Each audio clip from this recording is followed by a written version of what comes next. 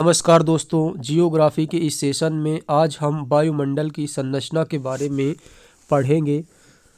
पृथ्वी के चारों ओर से घेरे हुए वायु के विस्तृत फैलाव को क्या कहते हैं? तो इसको कहते हैं वायुमंडल। वायुमंडल के ऊपरी परत के अध्ययन को क्या कहते हैं? इसको वायुविज्ञान कहते हैं। वायुमंडल के निचली परत के अध्ययन को क्या कहते हैं? इसको ऋतु विज्ञान कहते हैं। वायुमंडल के निचले स्तर पर किस प्रकार की गैसों की प्रधानता रहती है? तो इसमें भारी गैसों की प्रधानता रहती है। वायुमंडल के ऊपरी स्तर पर किस प्रकार की गैसों की प्रधानता रहती है? तो इसमें हल्की गैसों की जो है प्रधानता रहती है। निचले स्तर पर भारी गैसों की प्रधानता रहती है और जो ऊपरी सतह है उस पर हल्की गैसों की प्रधानता रहती है। वायुमंडल का सर्वाधिक स्थायी तत्व है, तो इसका सर्वाधिक स्थायी तत्व जो है वो जलवाष्प है। सबसे ज़्यादा जलवाष्प जो है वहाँ पे सर्वाधिक स्थायी तत्व वायुमंडल में रहता है। वायुमंडल में कौन सी गैस सर्वाधिक मात्रा में है? तो नाइट्रोजन जो है उस वहाँ पर 78% रहता है। वायुमंडल में सर्वाधिक मात्रा में विद्यमान अक्रिय गैस कौन सी है? तो वो है आर्गन। वायुमंडल में सर्वाधिक मात्रा में विद्यमान अक्रिय गैस कौन सी है? तो वो है आर्गन। वायुमंडल में सबसे कम अक्रिय गैस कौन सी है? तो वो है रेडॉन। सबसे ज़्यादा अक्रिय गैस कौन सी है? वो है आर्गन। और सबसे कम अक्रिय गैस जो है वायुमंडल में वो है रेडॉन। कौन सी ग्रीन हाउस प्रभाव के लिए कौन सी गैस जो है ग्रीन हाउस प्रभाव के लिए उत्तरदायी है? तो इसमें कार्बन डाइऑक्साइड जो है ग्रीन हाउस प्रभाव के लिए उत्तरदायी है। सूर्य की तीव्र किरणों द्वारा झुलसने से वायुमंडल में कौन सी गैस जो है हमारी रक्षा करती है? तो वो है ओजोन। सूर्य की जो तीव्र किरणें हैं उससे झुलसने से वायुमंडल में कौन सी गैस हमारी रक्षा करती है? तो ओजोन गैस करती है। भूपृष्ठ से परिवर्तित अवरक्त विकिरण के अवशोषण द्वारा भूमंडल के तापमान में वृद्धि की प्रक्रिया क्या कहलाती है? तो ये कहलाती है ग्रीन हाउस इफेक्ट या फिर ग्रीन हाउस प्रभाव। भूपृष्ठ से परिवर्तित अवरक्त विकिरण के अवशोषण द्वारा वायुमंडल के तापमान में जो वृद्धि होती है उसको हम ग्रीन हाउस प्रभाव कहते हैं। वायुमंडल में नाइट्रोजन की प्रतिशतता कितनी है? तो हम पहले बता चुके हैं 78%। सबसे ज़्यादा नाइट्रोजन ही रहती है। पृथ्वी के धरातल के ऊपर से वायुमंडल के विभिन्न स्तर कौन कौन से हैं? तो सबसे पहले क्षोभ मंडल, इसके बाद समताप मंडल, फिर मध्य मंडल, फिर आयन मंडल। क्षोभ मंडल की धरातल से औसत ऊंचाई कितनी है? तो 12 किलोमीटर है। क्षोभ मंडल से धरातल की औसत ऊंचाई जो होती है वो 12 किलोमीटर होती है। किस मंडल को संवहन मंडल के नाम से भी जानते हैं? तो क्षोभ मंडल को हम संवहन मंडल के नाम से भी जानते हैं। बादलों का निर्माण किस मंडल में होता है? तो ये होता है क्षोभ मंडल में। वायुमंडल में दैनिक मौसम परिवर्तन किसके कारण होता है? तो वो किस मंडल में होता है? तो वो क्षोभ मंडल में होता है। जो भी दैनिक मौसम परिवर्तन होता है वो क्षोभ मंडल में होता है। और सबसे ज़्यादा पृथ्वी में वायुमंडल का घनत्व जो होता है वो क्षोभ मंडल में ही होता है। बादलों का निर्माण भी क्षोभ मंडल में होता है और इस मंडल को हम संवहन मंडल भी कहते हैं। क्षोभ मंडल और समताप मंडल के बीच स्थित संक्रमण क्षेत्र को हम क्षोभ सीमा कहते हैं। जो क्षोभ मंडल है और जो समताप मंडल हो तो उसके बीच जो भी संक्रमण क्षेत्र रहता है उसको हम क्षोभ सीमा कहते हैं। क्षोभ मंडल के ऊपर कौन सा मंडल स्थित रहता है? तो क्षोभ मंडल के ऊपर अभी हम पढ़े समताप मंडल रहता है।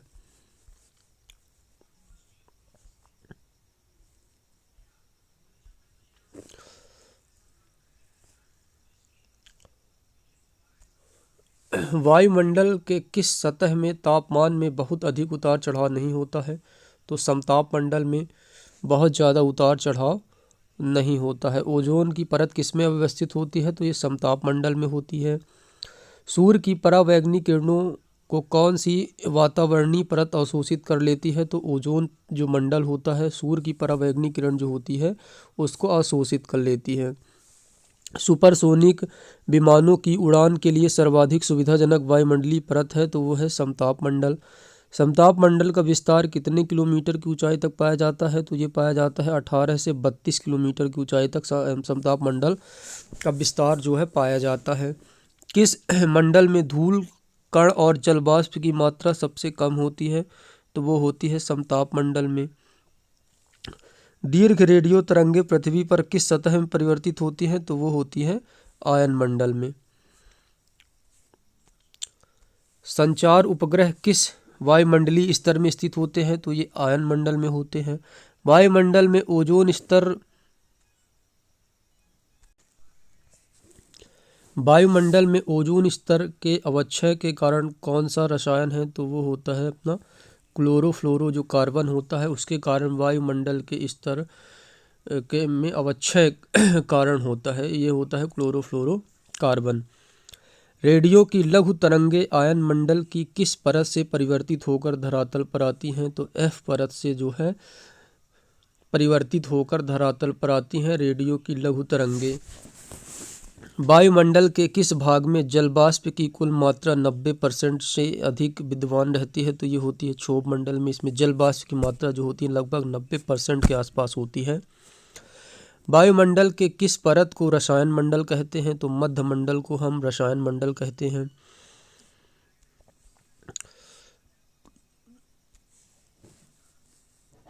किस वायुमंडलीय परत में मौसम परिवर्तन की छत के नाम से जाना जाता है? तो क्षोभ मंडल में जितने भी मौसम बनते हैं, जितने भी बादल बनते हैं, मौसम परिवर्तन होता है तो वो होता है क्षोभ मंडल में।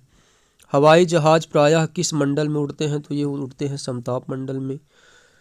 पृथ्वी की सतह से सबसे दूर वायुमंडलीय परत किस नाम से जानी जाती है? तो उसको हम बहिर्मंडल कहते हैं। जो पृथ्वी की सतह से सबसे दूर वायुमंडलीय परत होती है उसको हम बहिर्मंडल कहते हैं।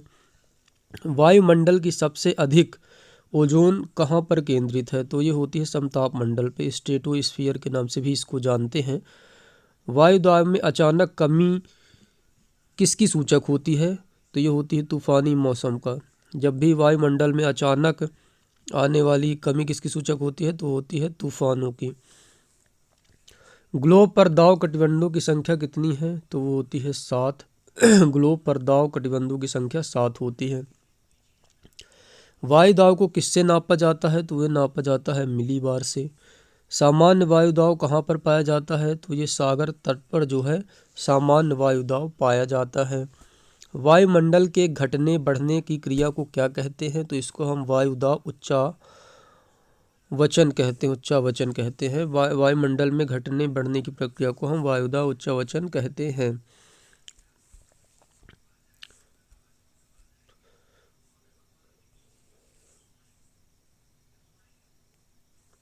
इसके बाद हमारा अगला क्वेश्चन है, विषुवतीय निम्न दाव पेटी का विस्तार विषुवत रेखा के दोनों ओर कितने अक्षांश तक मिलता है? तो 5 डिग्री। डोल्ड्रम पेटी का विस्तार सामान्यतः पाया जाता है तो 5 डिग्री नॉर्थ से 5 डिग्री साउथ तक। शांत पेटी किस रेखा के दोनों ओर पाई जाती है? तो भूमध्य रेखा के दोनों ओर पाई जाती है। विश्व के सभी उष्ण मरुस्थलीय किस पेटी में पाए जाते हैं? तो वो पाए जाते हैं उपोष्ण कटिबंधीय उच्च दाव पेटी में। विश्व के सभी उष्ण मरुस्थलीय किस दाव पेटी में पाए जाते हैं? तो उपोष्ण कटिबंधीय उच्च दाव पेटी में मिलते हैं। व्यापारिक हवाएं किन अक्षांशों से किन अक्षांशों की ओर बहती हैं? तो ये अश्व अक्षांशों से विषुवत रेखा की ओर बहती हैं। उच्च दाव क्षेत्र में भूमध्य सागर की ओर चलने वाले पवने होती हैं, इनको हम व्यापारिक पवने कहते हैं। व्यापारिक पवनों की घटना किस कारण होती है? तो ऊष्मा के संवहन के कारण जो है व्यापारिक पवनों की परिघटना होती है। पूरे वर्ष एक ही दिशा में प्रवाहित होने वाली पवनें क्या कहलाती हैं? तो इसको हम प्रचलित या फिर स्थायी सनातनी पवनें कहते हैं। पूरे वर्ष में जब एक ही डायरेक्शन में पवनें बहती हैं तो उसे हम प्रचलित, स्थायी या सनातनी पवनें कहते हैं। समुद्र समीर बहती है तो दिन के समय। सहारा रेगिस्तान में शुष्क पवन हरमट्टन उड़ती है, ये उड़ती है पूर्व से पश्चिम की ओर। सहारा रेगिस्तान में शुष्क पवन हरमट्टन जो उड़ती है वो पूर्व से पश्चिम की ओर उड़ती है। वे नियमित हवाएं जो कि गरजता चलीसा, प्रचंड पचासा और चीखता साटा के उपनाम से जानी जाती हैं, वो किस प्रकार की हवाएं हैं? तो इन्हें हम पछुआ पवनें कहते हैं। यदि दक्षिणी गोलार्ध में 40 डिग्री अक्षांश के पास चलने वाली तेज हवा जो होती है उसको हम गरजता या दहड़ता चलीसा कहते हैं। चलीसा 50 डिग्री दक्षिणी अक्षांश पर चलने वाली तेज हवा को हम भयंकर पचासा, प्रचंड पचासा कहते हैं। इसमें लास्ट में पचासा मतलब 50 डिग्री दक्षिणी अक्षांश पर चलने वाली हवा तेज हवा, और 60 डिग्री दक्षिणी अक्षांश के निकट चलने वाली तेज हवा जो होती है उसको हम चीगता साटा कहते हैं। ये सभी जो है पछुआ पवनों के प्रकार हैं। उच्च दाब क्षेत्र से निम्न दाब क्षेत्र की ओर चलने वाली मानसूनी पवनें क्या कहलाती हैं? तो मानसूनी हवाएं कहलाती हैं। जब भी उच्च दाब से निम्न दाब की ओर चलने वाली हवा होगी वो मानसूनी हवाएं कहलाएंगी। अल्प्स पर्वत के उत्तरी भाग में बहने वाली उष्ण शुष्क स्थानीय हवाओं को क्या कहा जाता है? उसको हम फॉन कहते हैं। स्विट्जरलैंड। अर्जेंटीना के पैम्पस क्षेत्र में उरुग्वे की ओर प्रचंड वेग से चलने वाली ठंडी धाराओं को क्या कहते हैं? तो उनको हम पैम्पीरा कहते हैं। न्यूजीलैंड में उच्च पर्वतीय क्षेत्रों से उतरने वाली गर्म शुष्क एवं धूल भरी स्थानीय हवा को किस नाम से जाना जाता है? तो वो नॉर्वेस्टर के नाम से जाना जाता है। न्यूजीलैंड में उच्च पर्वतीय क्षेत्रों से उतरने वाली गर्म शुष्क एवं धूल भरी स्थानीय हवा को हम नॉर्वेस्टर के नाम से जानते हैं। संयुक्त राज्य अमेरिका के पश्चिमी तट से प्रारंभ होकर रॉकी पर्वत को पार करके नीचे उतरने वाली गर्म एवं शुष्क हवा किस नाम से जानी जाती है? तो ये चिनूक के नाम से जानी जाती है। संयुक्त राज्य अमेरिका के पश्चिमी तट से प्रारंभ होकर रॉकी पर्वत को पार कर नीचे उतरने वाली हवा, गर्म हवा या शुष्क हवा को हम चिनूक के नाम से जानते हैं। यूरोप में जूरा पर्वत से जिनेवा झील की तरफ रात्रि में चलने वाली शीतल एवं शुष्क पवन को किस नाम से जाना जाता है? तो इसको जोरान के नाम से जाना जाता है। रॉकी पर्वत के पूर्वी ढालों पर उतरने वाली हवा को संयुक्त राज्य अमेरिका एवं कनाडा में क्या कहा जाता है? तो ये चिनूक के नाम से जाना जाता है। रॉकी पर्वत में के पूर्वी ढालों पर उतरने वाली हवा को संयुक्त राज्य अमेरिका एवं कनाडा में चिनूक के नाम से जाना जाता है। कौन सी वायु स्विट्जरलैंड के उत्तरी अल्पास के विमुख ढाल पर बहती है? तो हम पहले पढ़ चुके हैं, फॉन। कौन सी स्थानीय पवन इटली में रक्त वर्षा लाती है? तो ये सिराको जो होती है इटली में रक्त वर्षा लाती है। कौन सी पवन हिमभाजी के नाम से जानी जाती है? तो चिनूक जो होती है वो हिमभजी के नाम से जानी जाती है। कौन सी स्थानीय पवन को हम डॉक्टर वायु के नाम से भी जानते हैं? तो हरमट्टन को हम डॉक्टर वायु के नाम से भी जानते हैं। कौन सी गर्म स्थानीय पवन कैलिफोर्निया में फल के बगीचों को काफ़ी नुकसान पहुंचाती है? तो संता आना जो एक गर्म स्थानीय पवन है वो कैलिफोर्निया में फल के बगीचों को काफ़ी नुकसान पहुंचाती है। कौन सी स्थानीय पवन अफ्रीका में गिनी तट के लोगों को आर्द्र मौसम में राहत प्रदान करती है? तो हरमट्टन जो स्थानीय पवन होती है वो अफ्रीका में गिनी तट के लोगों को आर्द्र मौसम में राहत प्रदान करती है। कौन सी स्थानीय पवन मध्य यूरोप के पर्वतीय क्षेत्र में यूगोस्लाविया के एड्रियाटिक तट की ओर प्रभावित होती है? तो वो होती है बोरा। दो विभिन्न तापमान वाली वायु राशियों के मिलने से किसकी उत्पत्ति होती है? तो चक्रवात की उत्पत्ति होती है। जब भी दो भिन्न तापमान वाली वायु राशियों को मिलाया जाता है तो उससे जो है चक्रवात की उत्पत्ति होती है। चक्रवात की आकृति किस प्रकार की होती है? तो इसकी आकृति जो होती है वो अंडाकार होती है। चक्रवात की जो आकृति होती है वो अंडाकार होती है। चक्रवात का शांत क्षेत्र क्या कहलाता है? तो इसको हम चक्षु बोलते हैं। चक्रवात का जो शांत क्षेत्र होता है उसे हम चक्षु बोलते हैं। उत्तरी गोलार्ध में चक्रवात की वायु की दिशा क्या होगी? तो ये वामावर्त होगी। उत्तरी गोलार्ध में चक्रवात के वायु की दिशा जो होगी वो वामावर्त होगी। दक्षिणी गोलार्ध में चक्रवात की वायु की दिशा क्या होगी? वो घड़ी के सुई के अनुकूल होगी। उत्तरी गोलार्ध में जो चक्रवात की वायु की दिशा है वो वामावर्त होगी और दक्षिणी गोलार्ध में वो घड़ी के सुई के समान होगी। जैसे घड़ी जिस तरफ घूमती है दक्षिणावर्त, उसी तरह जो है दक्षिणी गोलार्ध में चक्रवात की वायु की दिशा होगी। टी मापक पर किसका मापन किया जाता है? तो चक्रवात की शक्ति, जो चक्रवात की शक्ति होती है उसको टी मापक पर मापन किया जाता है। फिलीपींस, जापान, चीन सागर में जो उष्णकटिबंधीय चक्रवाती तूफान आते हैं उन्हें क्या कहते हैं? तो उन्हें हम टाइफून कहते हैं। फिलीपींस, जापान और चीन सागर में जो उष्णकटिबंधीय चक्रवाती तूफान आते हैं उन्हें हम टाइफून कहते हैं। मिसिसिपी घाटी में कौन सी चक्रवात चलती है? तो उसमें टॉर्नेडो चलती है। मिसिसिपी की घाटी में जो चक्रवात चलती है उसे हम टॉर्नेडो बोलते हैं। उष्णकटिबंधीय चक्रवातों को ऑस्ट्रेलिया में किस नाम से जाना जाता है? तो ये बिली बिली के नाम से जाना जाता है। उष्णकटिबंधीय चक्रवातों को ऑस्ट्रेलिया में विली विली के नाम से जाना जाता है। किस हवा में चक्रवाती गति का अभाव पाया जाता है? तो पेपागयो में। किस हवा में चक्रवाती गति का अभाव पाया जाता है? तो पेपागयो में जो है चक्रवाती गति का अभाव पाया जाता है। चक्रवात की उत्पत्ति के संबंधित ध्रुवीय वाताग्र सिद्धांत का प्रतिपादन किसके द्वारा किया गया था? तो जे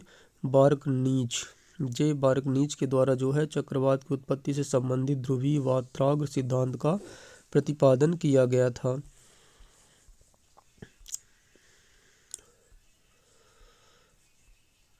टाइफून नामक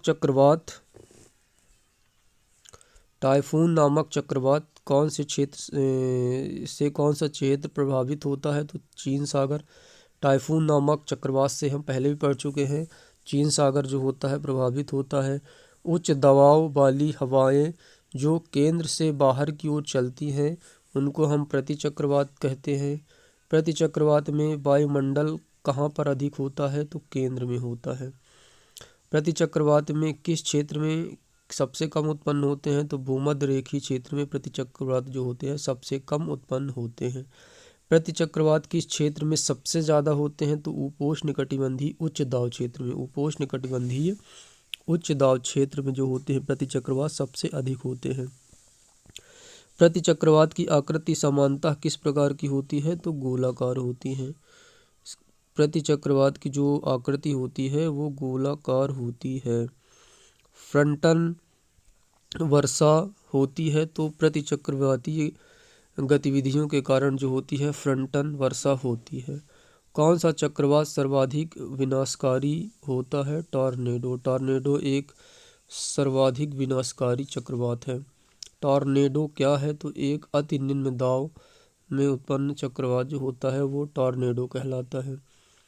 डोलड्रम क्या है? तो भूमध्य रेखा के आसपास अल्प दाब का क्षेत्र जो होता है वो डोलड्रम कहलाता है। मोती की माता किसे कहा जाता है? तो पक्षाव मेघ को कहा जाता है। मोती की माता के नाम से जो है जाना जाता है। कौन सा मेघ अत्यधिक वर्षा के लिए सूर्य एवं चंद्रमा के चारों ओर प्रभामंडल का निर्माण करता है? तो ये करता है मेघ अत्यधिक वर्षा के लिए प्रख्यात है। कौन सा मेघ जो है अत्यधिक वर्षा के लिए प्रख्यात है? तो वो प्रख्यात है वर्षा स्तरी। ऑक्टोपस मापनी का प्रयोग किसके मापन के लिए किया जाता है? तो ये किया जाता है मेघाच्छादन की मात्रा को नापने के लिए ऑक्टोपस मापनी का प्रयोग किया जाता है। नेफोमीटर का उपयोग किस लिए किया जाता है? तो नेफोमीटर का उपयोग जो है बादलों की दिशा एवं गति को नापने के लिए किया जाता है। वायुमंडल में कौन सा मेघ सर्वाधिक ऊंचाई पर होता है? तो पच्छाव मेघ जो होता है वो सर्वाधिक ऊंचाई पर होता है। वायुमंडल में सर्वाधिक ऊंचाई पर कौन सा मेघ होता है? तो पच्छाव मेघ। रेशेदार दिखाई देने वाले मेघ को क्या कहते हैं? तो उसको पच्छाव मेघ कहते हैं। किस मेघ का शीर्ष गोभी के फूल के समान होता है? तो कपासी मेघ का फूल जो होता है गोभी के समान होता है। विषुवतीय प्रदेश में सामान्यतः कौन सा मेघ देखने को मिलता है? तो ये मिलता है कपासी मेघ। विषुवतीय प्रदेश में कौन सा मेघ देखने को मिलता है? तो कपासी मेघ। तड़ित झंझा एवं मूसलाधार वर्षा किस मेघ की विशेषता है? तो ये कपासी मेघ, इसमें सबसे ज़्यादा तड़ित झंझा एवं मूसलाधार वर्षा जो होती है कपासी मेघ, कपासी वर्षा मेघ में जो होती है। कौन सा मेघ सूर्य एवं चंद्रमा के चारों ओर प्रभामंडल का निर्माण करता है? तो पच्छाव स्तरी जो होता है वो सूर्य एवं चंद्रमा के चारों ओर प्रभामंडल का निर्माण करता है। किस कारण रेगिस्तान में बादल नहीं बरसते हैं? तो निम्न आर्द्रता के कारण जो होता है रेगिस्तान में बादल नहीं बरसते हैं। भूमध्य रेखीय प्रदेश में किस प्रकार की वर्षा होती है? तो संवहनीय वर्षा होती है। भूमध्य रेखीय प्रदेश में किस प्रकार की वर्षा होती है? तो संवहनीय वर्षा होती है। शीतोष्ण कटिबंध क्षेत्र में सामान्यतः किस प्रकार की वर्षा होती है? तो चक्रवाती वर्षा होती है। किस क्षेत्र में जाड़े की ऋतु में वर्षा होती है? तो भूमध्य सागरीय क्षेत्र में जो है जाड़े की ऋतु में वर्षा होती है। किस क्षेत्र में साल भर वर्षा होती है? तो भूमध्य रेखीय क्षेत्र में साल भर वर्षा होती है। समान वर्षा की मात्रा वाले स्थानों को मिलाने वाली रेखा को हम क्या कहते हैं? तो इसको कहते हैं आइसोहाइट। मतलब सामान्य वर्षा की मात्रा को मिलाने वाली रेखा को हम क्या कहते हैं? तो इसको आइसोहाइट कहते हैं। इसके अलावा किस प्रकार की वर्षा बिजली की चमक एवं बादल को गरज के रूप में, किस प्रकार की वर्षा जो है वह बिजली की चमक एवं बादलों के गरज के साथ होती है? तो ये होती है संवहनीय। संवहनीय वर्षा जो होती है वो बिजली की चमक एवं बादलों की गरज के साथ होती है। विश्व में अधिकांश वर्षा किस रूप में होती है? तो विश्व में अधिकांश वर्षा जो होती है वो पर्वतीय वर्षा के रूप में होती है। विश्व में सर्वाधिक वर्षा कहाँ होती है? तो मासिनराम में होती है।